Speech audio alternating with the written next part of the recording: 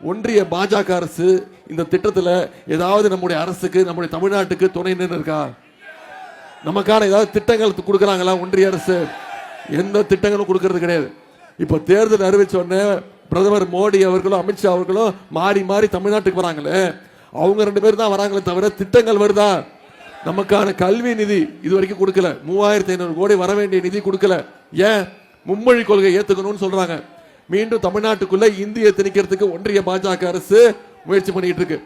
நம்முடைய தமிழ்நாடு தொடர்ந்து ஒன்றிய பாஜக அரசால புறக்கணிக்கப்படுது. அப்படிப்பட்ட ஒன்றிய பாஜகவை தமிழ்நாடு மக்கள் நாம புறக்கணிக்கணுமா வேணாமா? அதனால்தான் நம்முடைய தலைவர் திரும்ப திரும்ப சொல்றது, இந்த சட்டமன்ற தேர்தல் டெல்லி அணி வெர்சஸ் தமிழ்நாடு அணி. இந்த தேர்தலில் டெல்லி அணியை தமிழ்நாடு அணி நாம விரட்டி ஓட ஒண்ணுமா வேணாமா?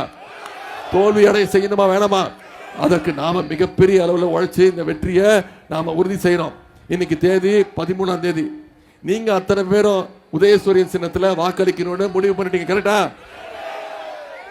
உதயசூரியன் கரெக்டா? சின்ன கரெக்டா? உறுதியா? நான் உங்ககிட்ட கேட்டுக்கொள்வதெல்லாம் அடுத்த 10 நாட்கள் இருக்கு. 23ஆம் தேதி தேர்தல், இன்னைக்கு 13.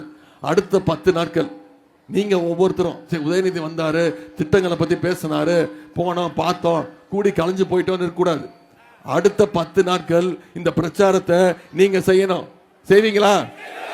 ஒவ்வொரு தெருவா போங்க, ஒவ்வொரு வாக்காளரா சந்திச்சு சொல்லுங்க நம்முடைய திட்டங்கள், திராவிட மாடல் அரசுல என்னென்ன திட்டங்கள் கொண்டு வந்தோம்னு சொல்லுங்க.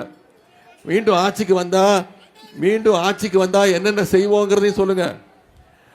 முக்கியமா மீண்டும் அடிமை கூட்டத்தையும் சங்கி கூட்டத்தையும் தமிழ்நாட்டுக்குள்ள விட்டுட்டோம்னா தமிழ்நாட பின்னோக்கி கொண்டு போயிடுவாங்கிற அந்த விஷயத்தையும் தயவு செய்து ஒவ்வொரு வாக்காளர்ட்டையும் சொன்னீங்கன்னா நிச்சயம் 1 லட்சம் வாக்கு வித்தியாசத்துல திரு கௌதம் சிகாமணி அவர்கள் மிகப்பெரிய வெற்றியை பெறப்போவது உறுதி.